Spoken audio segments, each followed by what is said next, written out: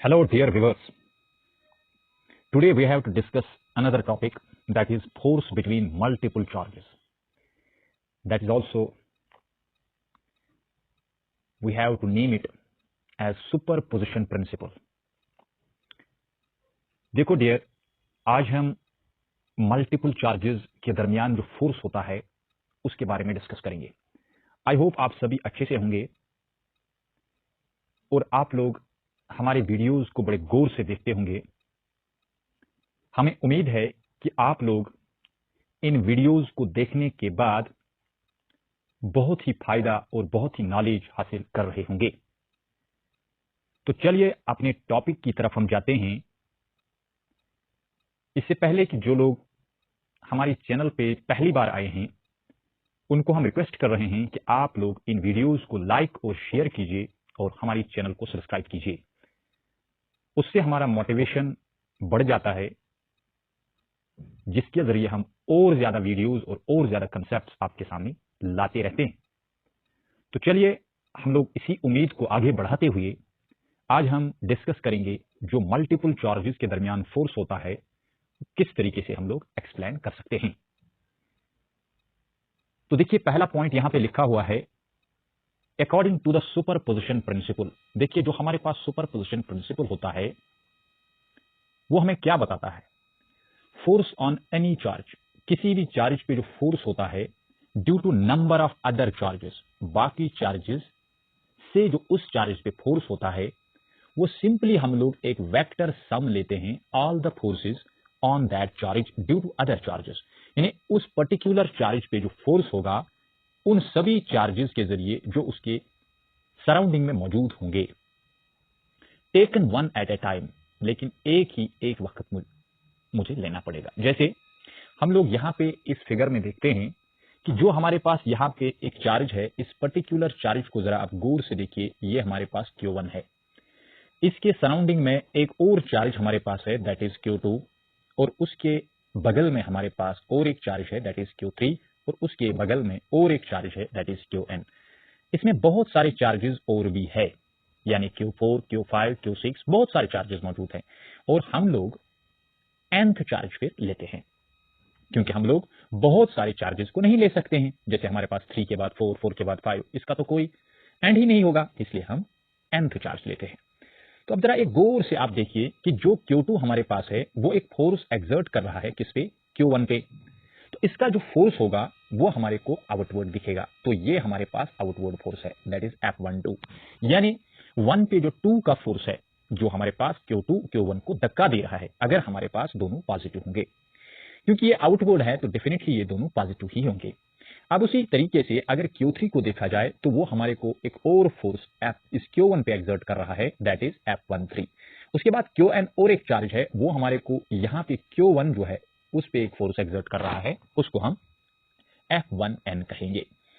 लेकिन इसके साथ साथ मैं आपको और चीजें बताऊंगा, यहाँ पे पूरे तरीके से हम एक्सप्लेन करेंगे। देखिए यहाँ पे पॉइंट लिखा है the individual forces are unaffected. जो इंडिविजुअल फोर्सेज है वो अनइफेक्टेड होते हैं due to the presence of other charges. देखो समझ लेना बात को, ये जरूरी नहीं है कि Qn ही Q1 पे फोर्स एक्सर्ट करेगा।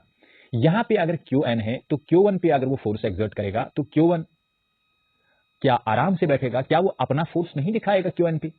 वो भी दिखाएगा, बट उस फोर्स को अगर हम कंसिडर में ले लेंगे तो उसके साथ और एक फोर्स तो है ना, यानी Q1 को Q3 के साथ भी फिर फोर्स एक्सर्ट करना होगा, तो Q1 को Q2 के साथ भी फोर्स एक्सर्ट करना होगा। इसलिए उन फोर्सेस को जो हम इंडिविजुअली बात कर रहे हैं वो अनइफेक्टेड होते हैं due to the presence of other charges. यानी जो फोर्स Q1 Qn पे एक्सर्ट करेगा उसके बगल में जो हमारे पास Q3 बैठा हुआ है तो उस पे भी उसको एक्सर्ट करना होगा ना फोर्स। या मान लीजिए उसके बाद Q1 जो है अगर वो Q3 पे एक्सर्ट फोर्स करेगा तो उसके बगल में Q2 भी है और उसके बगल में Qn भी है। इसका मतलब कि वो अनइफेक्टेड होते हैं ड्यू टू अदर चार्जेस, यानी जो इंडिविजुअल फोर्सेस हमारे पास होंगे वो अनइफेक्टेड होते हैं due to the presence of other charges, क्योंकि बगल में बहुत सारे चार्जेस बैठे हुए हैं। इसलिए हम बता रहे हैं कि ये जो इंडिविजुअल फोर्सेस होते हैं ये अनइफेक्टेड होते हैं। क्यों अनइफेक्टेड होते हैं? क्योंकि इसके साथ साथ और भी अदर चार्जेस फोर्सेस दिखा रहे हैं। चलिए आगे बढ़ते हैं कंसिडर एक सिस्टम हम लोग करेंगे। हमने एक सिस्टम कंसिडर किया जिसमें n number of point charges है। इससे पहले भी मैंने आपको बताया था कि पॉइंट चार्ज वो चार्ज होता है कि अगर हमारे पास दो चार्जेस होंगे, उन चार्जेस का साइज जो होगा वो आपस में जो डिस्टेंस उनके दरमियान होगा उससे बहुत ज्यादा कम होगा, तब हम उसको पॉइंट चार्ज बोलते हैं। तो हमारे पास यहां पॉइंट चार्ज है, दैट इज Q1 हमारे पास पॉइंट चार्ज है, Q2 हमारे पास पॉइंट चार्ज है, Q3 हमारे पास पॉइंट चार्ज है और Qn हमारे पास पॉइंट चार्जेस है। डिस्ट्रीब्यूटेड इन स्पेस, देखो ये स्पेस में डिस्ट्रीब्यूट किए हुए हैं इन ए डिस्क्रीट मैनर, एक अलग अलग तरीके से, यानी एक अलग तरीके से, ऐसा नहीं कि Q1 Q2 और Q3 जो है एक ही जगह पे मौजूद है, नहीं, डिस्क्रीट, अलग अलग मैनर में हमने इनको रखा है। द चार्जेस, जो हमारे पास चार्जेस है, are interacting with each other, ये बात तो सही है कि वो इंटरैक्ट करेंगे, यानी आपस में, मैंने आपको पहले वीडियो में बताया था इंटरैक्शन होता है, या तो अट्रैक्शन होगा या तो रिपल्शन होगा। इसका मतलब कि यहां पे इंटरैक्ट कर रहे हैं वो आपस में। लेट द चार्जेस, जो हमारे पास Q1 चार्ज है, Q2 चार्ज है और Q3 Qn चार्जेस है, एक्सर्ट फोर्सेस, ये एक फोर्स एक्सर्ट कर रहे हैं। देखो समझो बात को, एक हमारे पास F12 है, इसका मतलब है 2 ने 1 पे फोर्स एक्सर्ट किया, 3 ने 1 पे एक्सर्ट फोर्स किया, n ने 1 पे एक्सर्ट फोर्स किया, तो उन फोर्सेस को हमने बताया नाम F12, F13 और F1n। ऑन चार्ज किस पे, वो Q1 चार्ज पे एक्सर्ट कर रहे हैं। Then according to the principle of superposition, क्योंकि जो प्रिंसिपल ऑफ सुपरपोजिशन बोलता है वो क्या बोलता है, जो टोटल फोर्स हमारे पास होगा इस Q1 चार्ज पे, वो किस तरीके से हम लोग फाइंड आउट करेंगे। तो देखिए F1 जो हमारे पास होगा वो टोटल फोर्स होगा, F12 एक तो हमारे पास है F12, ये देख लीजिए F12 हमारे पास है, उसके बाद F13 हमारे पास है और उसके बाद F1n है। तो इसको हम फर्स्ट नाम दे देते हैं, सिंपली अलजेब्रिक सम लेना है।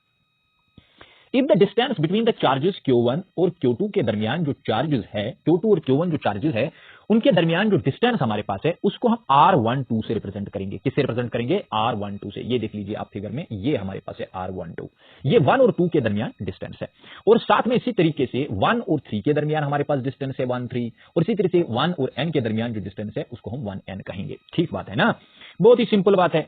एंड R21 कैप जो है ये क्या रिप्रेजेंट करता है, ये एक यूनिट वेक्टर है, यूनिट वेक्टर फॉर्म में हमने लिखा। इसका मतलब है चार्जेस Q2 Q1, अब मैं समझाऊंगा आपको। R21 जो हमारे पास है वो हमारे पास है एक यूनिट वेक्टर, ये देख लीजिए, ये एक यूनिट वेक्टर है, ये भी एक यूनिट वेक्टर है। अब आपको यहां कंफ्यूजन हो गया होगा कि यहां पे अगर R12 है तो फिर R21 कैप क्यों आया। देखो इसका मतलब क्या है, जब Q2 Q1 पे फोर्स एक्सर्ट करेगा तो उसका डायरेक्शन जो होगा ना वो 2 से 1 की तरफ होगा, इसीलिए हमने यहां पे 2 to 1 लिखा। और जो हमारे पास 3 से 1 की तरफ जो हमारे पास एक रिपल्शन होगा, फोर्स होगा, वो हमारे पास 3-1 दिखेगा, क्योंकि 3 से 1 की तरफ जा रहा है। और इसी तरीके से n से 1 की तरफ जा रहा है तो उसको हम लोग n1 कहेंगे। ये बात आई होप क्लियर आपको हो गई होगी। तो पहले हम लोग F12 को यहां पे फाइंड आउट करने की कोशिश करेंगे। तो देखिए F12 जो है, F12 हमारे पास वो फोर्स है जो Q1 और Q2 के दरमियान है। तो देख लीजिए यहां पे हमारे पास जो फोर्स F12 है वो कौन सा फोर्स है, वो हमारे पास है force that is 1/2 4 pi epsilon 0 Q1 Q2। देख लीजिए यहां Q1 है और यहां पे Q2 है, और उसके बाद R12 उनके दरमियान डिस्टेंस है। तो हमें पता है ये इनवर्स स्क्वायर होता है, लेकिन साथ में यहां पे एक इंपॉर्टेंट पॉइंट है कि ये R21 कैप क्यों आया, क्योंकि हम लोग वेक्टर फॉर्म ले रहे हैं। तो याद रखना ये वेक्टर फॉर्म है, इसलिए यहां पे इंपॉर्टेंट पॉइंट जो है that is unit vector which shows the direction of the force. जो फोर्स की डायरेक्शन है वो कहां से कहां है, वो 2 से 1 की तरफ है। आई होप ये बात आपको क्लियर होगी। सिमिलरली अगर हम फोर्सेज ऑन Q1 पे देखेंगे, ड्यू टू अदर चार्जेस, हमारे पास कौन कौन सा चार्ज बचा हुआ है, एक Q3 बचा हुआ है, एक Qn बचा हुआ है, तो उनके दरमियान सिंपली यही फोर्स आ जाएगा। तो ये भी एक वेक्टर फॉर्म होगा 1/4 pi epsilon 0 Q1 Q3 divided by, हमारे पास डिस्टेंस जो है वो है R13, लेकिन हमारे पता है ये इनवर्स स्क्वायर है तो स्क्वायर कंफर्म आ जाएगा। लेकिन डायरेक्शन कहां से होगा, वो 3 to 1 होगा। उसके बाद 1n, जरा देखिए आगे बढ़ते बढ़ते हम लोग चले गए 1/4 pi epsilon 0 Q1 Qn R1n square, ये हमारे पास रहा हमारे पास distance between the two charges, और ये जो रहा दैट इज द डायरेक्शन, यानी n से 1 की तरफ। तो ये जो तीनों हमारे पास है F12 F13, देखो F12 F13 F1n, ये सभी जो है ये हम इस फर्स्ट इक्वेशन में पुट करेंगे जो हमारे पास अब वो इक्वेशन है।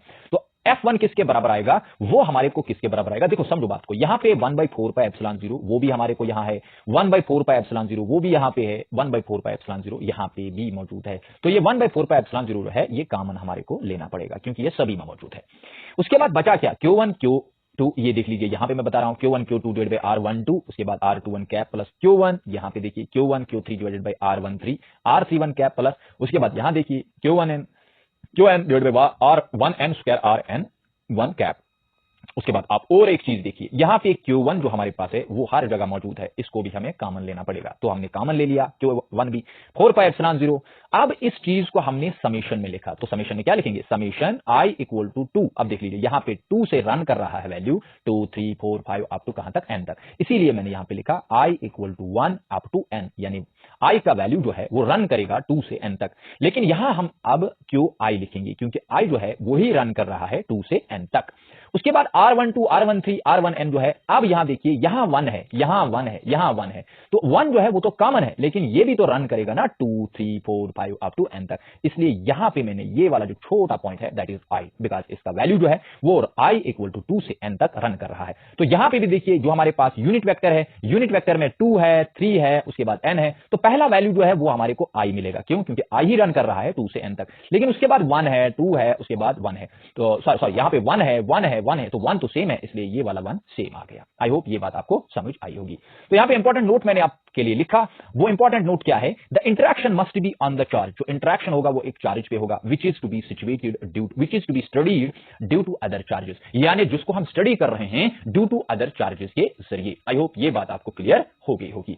चलिए आगे एक न्यूमेरिकल हम लोग करते हैं। तो न्यूमेरिकल हमारे को है force on A charge at centroid of A triangle. जो ट्रायंगल हमारे पास है उसकी सेंट्रॉइड पे हमें देखना है कि कौन सा फोर्स होगा। तो देख लीजिए बड़ा इंपॉर्टेंट पॉइंट है, यहां पे एक ट्रायंगल हम बनाएंगे। देख लीजिए यहां हमने ट्रायंगल बना दिया। ये जो ट्रायंगल है इसको हम लोग देखेंगे, यहां पे कुछ नाम रखेंगे, ए नाम रखेंगे, उसके बाद बी नाम रखेंगे, उसके बाद सी नाम रखेंगे।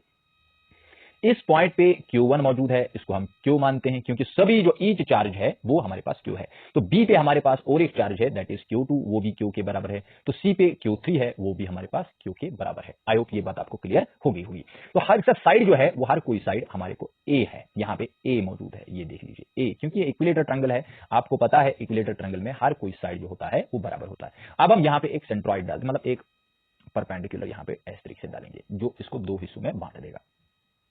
देख लीजिए सेंट्रॉइड जो होता है वो इसी परपेंडिकुलर पे होगा, AD पे होगा, तो यहाँ पे AD नाम रखेंगे। तो देखिए यहाँ पे हम लोग इसको ज्वाइन करेंगे, ये वाला ज्वाइन कर रहे हैं, और उसके बाद यहाँ से भी इसको ज्वाइन करेंगे, ये देख लीजिए C के साथ ज्वाइन करेंगे। अब ये जो पॉइंट बीच में पॉइंट हमारे पास है इसको हम लोग Q बोलेंगे, और यहाँ पे सॉरी Q जो चार्ज है वो हमारे को स्मॉल चार्ज मौजूद है।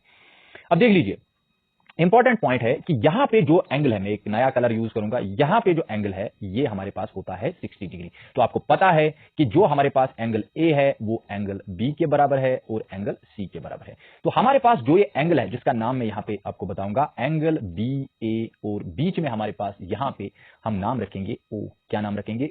ओ। तो BAO जो है, BAO ये हमारे को किसके बराबर है? ये है 30 डिग्री। कैसे 30 डिग्री है? क्योंकि एक्चुअली हमारे पास टोटल जो एंगल है वो हमारे पास है 60 डिग्री। अगर वो 60 डिग्री है तो 60 को 2 डिवाइड करेंगे तो वो 30 डिग्री आ जाएगा। ये बात आई होप आपको समझ आई होगी। तो ये जो एंगल है ये छोटा सा एंगल, दिस इज 30 डिग्री। बात क्लियर है?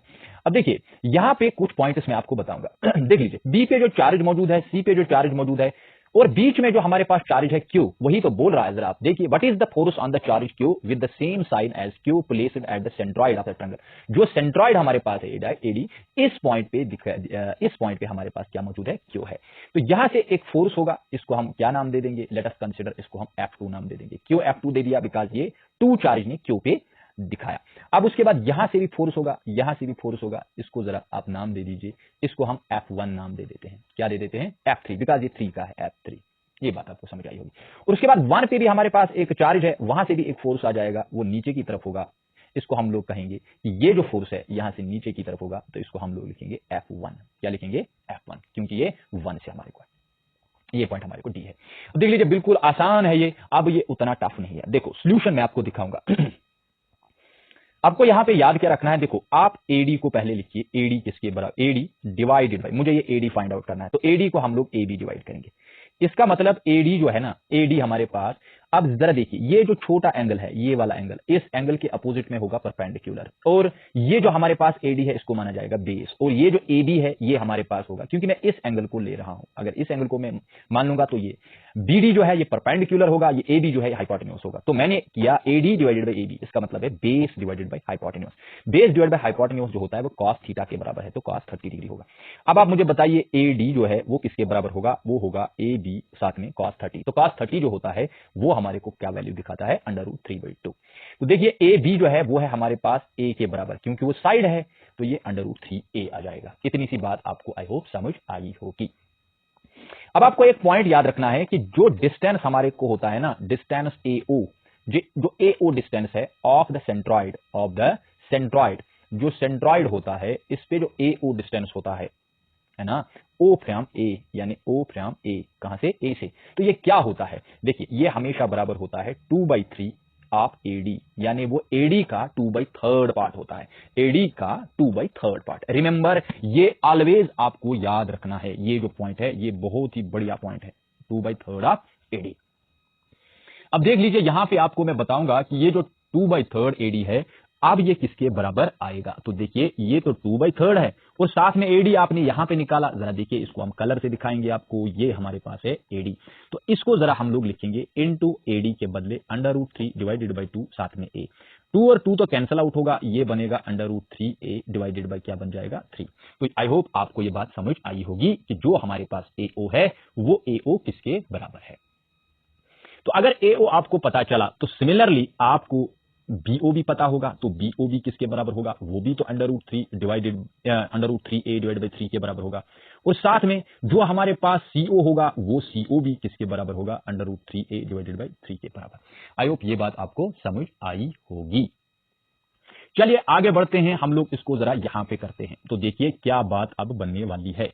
तो हम लोग पहले F1 को निकालेंगे, जो F1 फोर्स है। तो F1 फोर्स जरा देखिए वो किस किस के दरमियान है, वो है Q और स्मॉल q के दरमियान।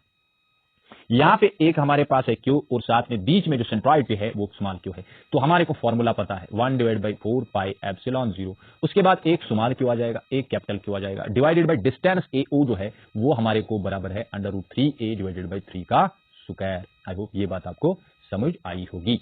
तो देखिए ये क्या बनेगा, ये बनेगा QQ डिवाइडेड बाई 4πε0। उसके बाद यहां पे बन जाएगा एक तो 3 बन जाएगा, a स्क्वायर बन जाएगा, उसके बाद 3 3 9 बन जाएगा। तो ये 9 हमारे को ऊपर चला जाएगा। तो ये जो यहां पे है F1, अगर हम इसको जरा क्लियर लिखेंगे तो 3 1s 3 3s बन जाएगा। तो बनेगा 3QQ डिवाइडेड बाई 4πε0, उसके बाद a स्क्वायर। तो ये हमारे को मिल गया F1 force, this is F1 force. इसी तरीके से आप बताइए कि डिस्टेंस अगर सेम है तो F2 फोर्स भी हमारे को मिलेगा, वो भी होगा 3QQ divided by 4πε0 a square. और साथ में देखिए और एक फोर्स जो है F3 जिसको हम लोग लिखते हैं, तो वो हमारे को क्या मिलेगा, वो भी हमारे को मिलेगा same, F3 equal to 3QQ divided by 4πε0 a square. अब आप मुझे बता सकते हो कि यहाँ पे तीनों के तीनों फोर्सेस सेम क्यों है, बिकॉज डिस्टेंस इनके दरमियान सेम है और चार्जेस भी सेम ही है।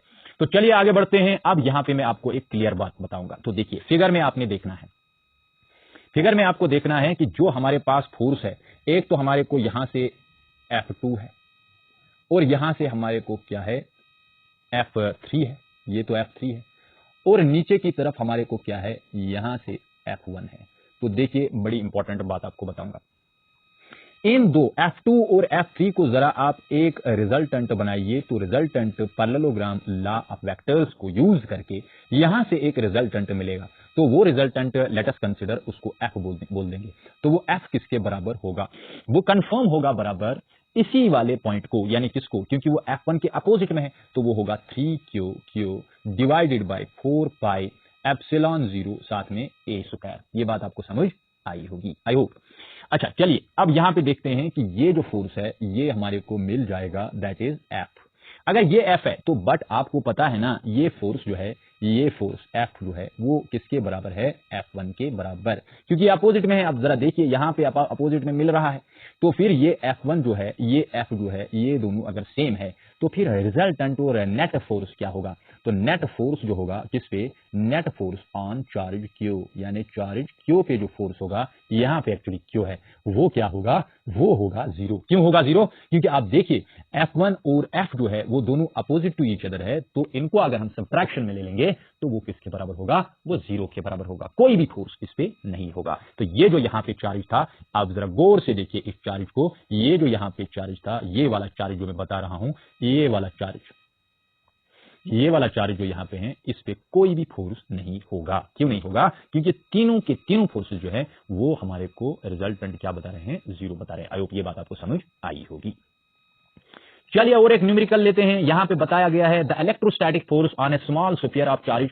हमारे पास एक स्मॉल स्फीयर मौजूद है, ये देख लीजिए स्मॉल स्फीयर हमारे पास है। एक का चार्ज हमारे को क्या है बेटा, यहां पे है चार्ज 0.4 माइक्रोकूलम। उसके बाद जरा और बताएंगे, यहां पे थोड़ा सा इसको जूम करेंगे, आपको नजर भी आना चाहिए। Due to another small sphere of charge, उसके पास कितना है 0.8 हमारे पास चार्ज है, वो आपस में कितना फोर्स एक्सर्ट कर रहे हैं 0.2 न्यूटन। तो बताइए अगर आपको सोल्यूशन इसका निकालना होगा तो कैसे निकालोगे। एफ हमारे को पता है 1/4 पाई एप्सिलॉन 0। उसके बाद चार्ज हमारे को कितना होता है क्यू, अगर Q1 Q2 लिखेंगे डिवाइड बाई आर स्क्वायर, ये फॉर्मूला मैंने लिखा। अब देखिए फोर्स हमारे को है 0.2 newton equal to 1/4 pi epsilon 0, तो 9 × 10⁻⁹ होगा। Q1 चार्ज किसके बराबर है, वो होगा 0.4 × 10⁻⁻6 इंटू Q2 हमारे पास है 0.8 × 10⁻⁻6। इतनी सी बात समझ आई होगी। I hope divided by r square, क्योंकि मुझे डिस्टेंस ही फाइंड आउट करना है, तो आर स्क्वायर मेरे को मिलेगा क्या, वो मिलेगा 9 × 0.4 × 0.8 × 10⁻⁹ इंटू 10⁻⁻12, तो डिवाइड में आ जाएगा 0.2। आई होप ये बात आपको समझ आई होगी। तो आर स्क्वायर को अगर देखा जाए तो वो होगा 9 × 0.4 यहां पे मौजूद है, ये देख लीजिए 0.4 है। उसके बाद यहां पे इंटू 0.8 डिवाइडेड बाय 0.2, ये 0.8 है, इंटू साथ में 10⁻⁻4 -3 होगा। यहां पे क्या होगा -3, तो यहां पे -3 होगा, क्योंकि 9 + 3 होता है 12। अब देखिए यहां पे आर स्क्वायर जो है, इसको अगर हम कैलकुलेट करेंगे तो वो हमारे को मिलेगा 144 इंटू 10⁻⁻4, ये आपको मिलेगा नेट वैल्यू। तो आर जो है वो आर मिलेगा √144 इंटू साथ में 10⁻⁻2, क्योंकि स्क्वायर और यहाँ पे रूट जो है ना, रूट 1/2 आ जाएगा ना, यहाँ पे एक्चुअली में ऐसे आ जाएगा 144 इंटू 10⁻⁻4 होल रेज़ पावर 1/2, तो ये बनेगा -2। अब ये किसके बराबर है, ये तो 12 इंटू 10⁻⁻2 है। तो देखिए आर जो है वो हमारे को मिलेगा 12 इंटू 10⁻⁻2, जब हम मल्टीपल करते थे तो वो सेंटीमीटर की बात होती थी। तो पहले तो मीटर में था, अब यहां पे आ जाएगा सेंटीमीटर में। अब चलते हैं आगे। देखिए ये बड़ी इंपॉर्टेंट बात थी कि किस तरीके से हम आर को निकालेंगे। उसके बाद क्या बोल रहा है, तो डिस्टेंस हमारे को फाइंड आउट करना था बिटवीन द टू स्फीयर्स। उसके बाद what is the force on the second sphere due to the first. सीधी सी बात है कि यहां पे फोर्स जो है ना, फोर्स जो होगा वो तो इक्वल ही होगा, तो दूसरे पार्ट का जो आंसर होगा वो हमारा बिल्कुल आसान होगा। यानी सिंस जो हमारे पास बोथ स्फीयर्स है, बोथ स्फीयर्स जो हमारे पास है वो क्या है, exert equal and opposite force and